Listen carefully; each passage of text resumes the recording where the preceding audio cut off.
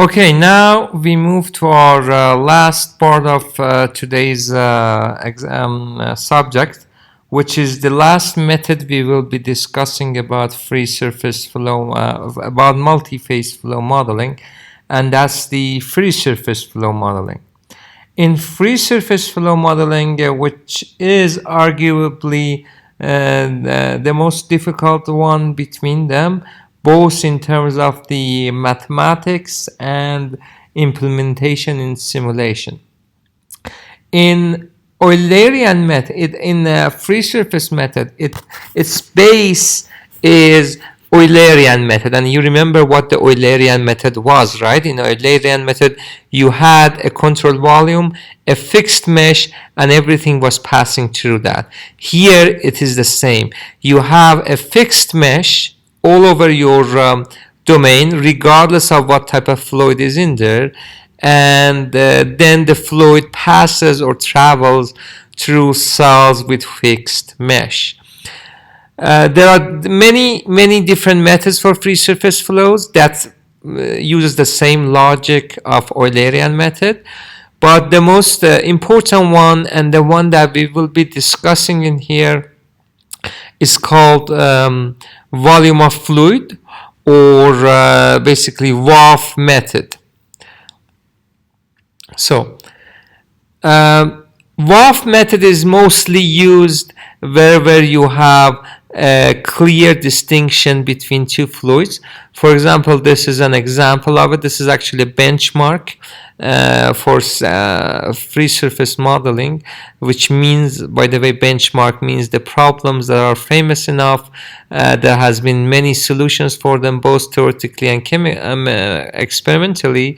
For that reason, they serve as some sort of benchmark that everybody refers to them once developing through developing new methods, or if they are doing experiment, so on and so forth. So this one, the large wave simulation, is one of them, and it is one of the examples of free surface modeling, because here you only see the surface, so there has to be a distinctive border between two fluids for this method to work. So in volume of fluid model, you have immiscible fluids with clearly defined interface. So two different fluids that are separate from each other with a defined interface. And what you do basically is, the most important part of your simulation is following the shape of the interface. So here you see this is called dam break. In here, in the beginning, you have let's wait, it goes back to the t equal to 0.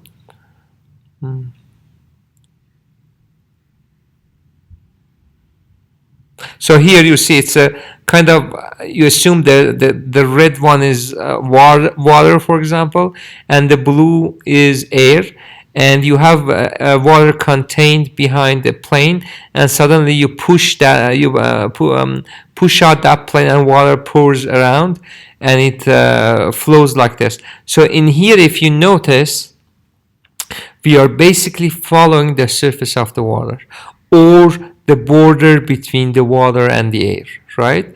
Although we are also solving for the air itself or for the water itself, and we know the distribution of velocity or temperature and pressure everywhere in here, regardless of being on the border. But the most important part, and the part that WAF comes to the picture, is tracking the interface. So we are tracking the interface between two different fluids. And there are many examples for it. The typical examples are the jet breakups, motion of large bubbles in liquids, liquid after dam break that you see the example here, and any transient tracking of liquid gas interface. It's mostly used for liquid gas interface.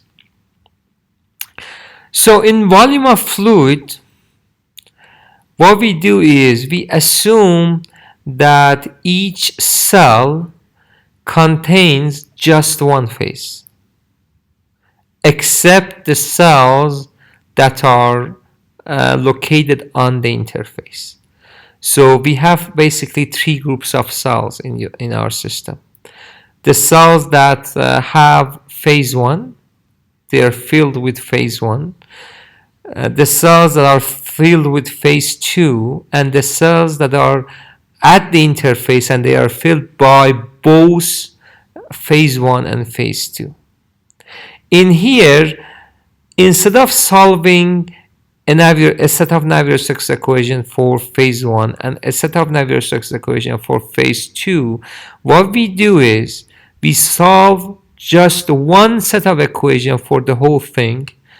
So regardless of its being phase 1 or phase 2, we solve just one set of Navier-Stokes equations for it. And instead, we follow the interface using another equation. So we treat the whole thing as one phase, one fluid, and solve one set of equations for it. And to compensate for being multi-phase, we solve another equation, which is not Navier-Stokes, by the way. It's an auxiliary equation that tracks the interface, tracks those cells that have both phase 1 and phase 2 in it. And of course, we have to take care of other things like surface tension, wall adhesion, so on and so forth, because remember, we haven't discussed surface tension or wall adhesion so far because they become only important when you have multi-phase. As long as you have single phase, it's not very important. So what we do here is that auxiliary equation that we solve is the conservation equation for the volume of fluid.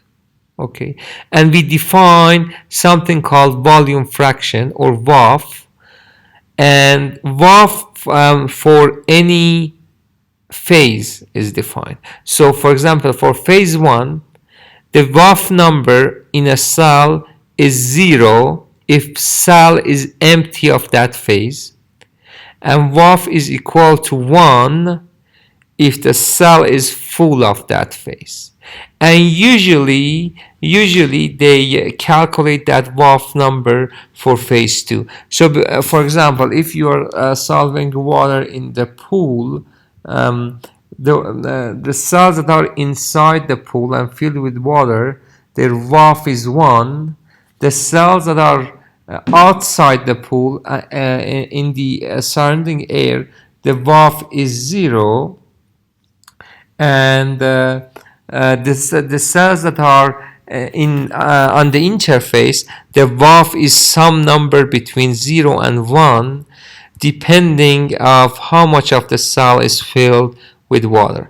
So the big picture is we are solving one set of equations for both fluids as we were doing for one fluid, and then what we do is we solve a conservation equation for our VOF number and the VOF function, which produces for you the VOF number, and VOF number is a number between 0 and 1, and 0 is in one phase, 1 is in another phase, and the cells at the interface have some number between them.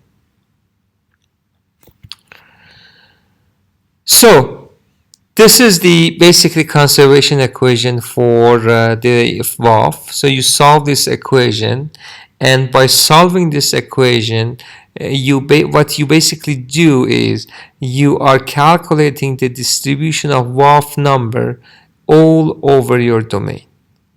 So at any given point in time, you know which cells have VOF of 1, which cells have VOF of 0, and which cells have VOF between 0 and 1. And since you know which cells are between 0 and 1, that means those cells are at the interface, and that means you are tracking the interface. But the big problem here is, okay, I know, for example, this group of cells have VOF of between 0 and 1. which means I know this group of cells are at the interface. Okay, so I know which cells are at the interface. But the problem is, for example, if I'm saying the WAF number for a cell is 0.5, meaning half of it is filled with water, but the actual problem is to actually draw and track the surface. You gotta know that 0.5, how it's been distributed in that cell. Is it in the top portion of the cells? And I'm talking geometrically. Is it in the bottom portion? If it is in both right portion, left portion, or it is in two corners of the cells, right? So you gotta know that. Okay, in order to geometrically reconstruct the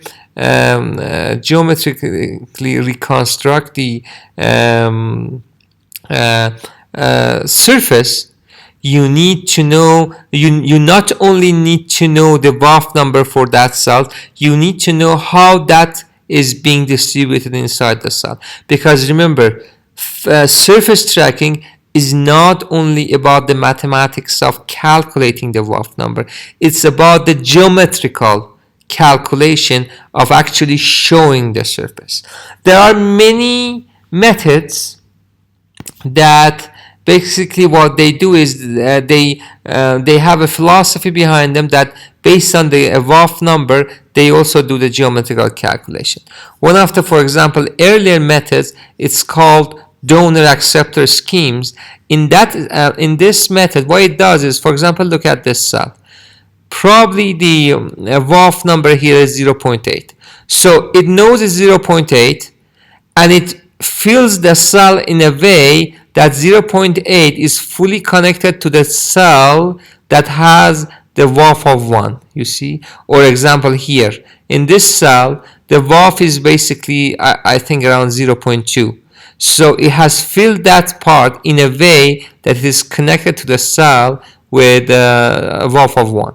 So this is called donor acceptor. And if you compare this reconstruction with the actual one, you see it's close, but I mean, I wouldn't call that accurate, especially with the models that we see now. But again, it's close enough. There are more advanced methods. For example, linear slope reconstruction. So in the linear slope reconstruction, what it does, it comes and takes that 0.8 in here, but instead of doing this simple thing, it starts calculating and slope for this line based on how much WAF here, here, and here is. So in this method, what it does is basically it calculates a slope for the free surface based on the number of WAF in the surrounding cells. And if you do that for all the surface faces, sorry, for all the surface cells, you see it reconstructs the surface. Although the surface is still not, I mean, we wouldn't call it as accurate as the original one, but it's much better than donor acceptor. Of course, there are many other methods, and which we will discuss more advanced methods just in a moment. So here you see the simulation of something called donut. This donut, again, similar to large wave simulation, is one of the benchmark simulations in multiphase flow. In here, for example, anybody developing a new surface tracking method, they usually test it by this donut shape, and if they can predict the donut accurately, they can claim that their method is good. For example, you see the donut here. This is a donor acceptor, this method that we discussed. You see how it reconstructs the whole thing, and it's not very, very accurate. The other method is called second order upwind. Okay, here interface is not tracked explicitly, only volume fraction is calculated for each cell. So in here you see is actually better than donor acceptor, but still you see the interface is not sharp. Remember, an accurate method gives you a sharp interface. And why an accurate method gives you a sharp interface? Because in reality, that interface between phase 1 and phase 2 is really sharp. It goes very fast from phase 2 to phase 1, right? So you want to have this kind of sharp phase. The next method that we will be discussing here is called geometric reconstruction. In geometric reconstruction, which is one of the most accurate methods, and it's one of the actually most common methods that's being used, and it's the method that we will use in ANSYS. In here, what you do is, you remember in this method you were calculating the slope for the line, but this was just in 2D. In here you calculate the normal to the surface in each single cell. So we are talking now 3 dimensions, right? Based on the WAF numbers of the surrounding cells. So, and as you can see geometrically, this geometric reconstruction method is very, very accurate, and it's definitely much more accurate than the other methods. In calculating in these numbers, remember, at the end of the day, surface tracking comes from the physics of the problem. And one important parameter in calculating the shape of the surface in multi-phase flows is surface tension. What the surface tension is, surface tension along an interface, so surface tension is always important along the interface of 2 phases, arises from attractive forces between molecules in the fluid. So when you have 2 phases, for example, water and air, the water molecules tend to absorb themselves much more than to absorb the air molecules. For that reason, you see the water droplets forming on your table, because they absorb each other, basically creating a collection, a group. That's called surface tension. So near the interface, the net force is radially inward. So near all the interface, this force is radially inward. And this is one of the forces that actually you have to calculate once you're doing multiphase. So whenever you're doing multiphase, you have to calculate also the surface tension force, because that surface tension force is one of the determining parameters in shaping your interface. Okay, it's been calculated very easy. Basically, the force is your sigma surface tension coefficient, which is a coefficient, a constant coefficient, but it's not a constant coefficient for one material, because remember, this force is between 2 materials. It's a constant coefficient between 2 materials. See, it's always defined as a surface tension between water and air, or between oil and water, so on and so forth. And this is how it's being calculated. You can see the effect of surface tension here. For example, here you see a jet that is vibrating. The red is water, the blue is air. You see the jet is vibrating, and you see here it vibrates and vibrates until at some point it becomes so thin that it ruptures, it breaks up. This breakup happens if you have surface tension, because we have something called retention. You see these retentions, as soon as it breaks up, this part and this part retain. What they do is they expand inward. So they go back and they go back, and they create this air space in between. So that's the effect of the surface tension. For surface tension importance, if you want to know how surface tension is important for you, you do that based on basically 3 numbers. If your Reynolds number is much more than 1, meaning your viscous forces are very strong comparing to your momentum forces, you calculate something called capillary force. Capillary number. Capillary number is the ratio of viscous to surface tension. Okay, and if your Reynolds number is much more than 1, meaning your momentum forces are greater than your viscous forces, you calculate a number called Weber number, which is ratio of surface tension forces to your momentum forces.